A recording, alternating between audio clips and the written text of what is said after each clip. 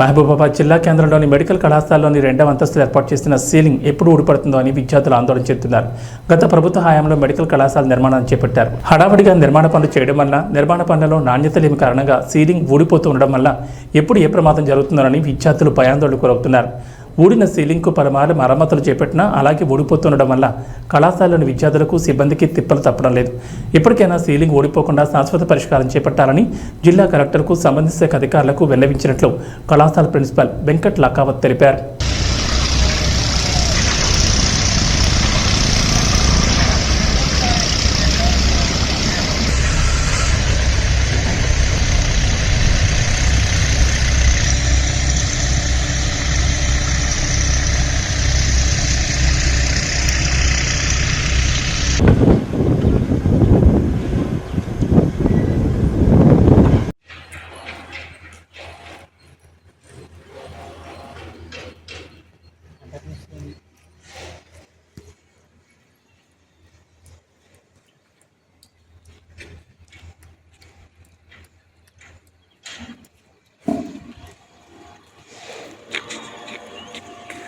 పెట్టే విధానం అదే.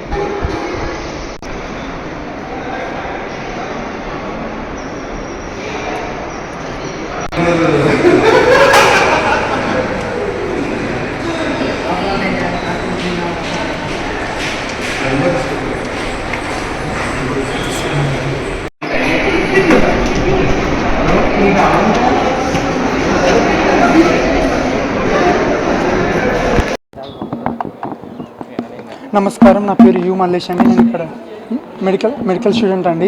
గత ప్రభుత్వం చేసిన డెవలప్మెంట్ ఏమో తెలియదు, కానీ ఇప్పుడు వచ్చిన ప్రభుత్వం కూడా ఏం ఫండ్స్ రావట్లేదండి.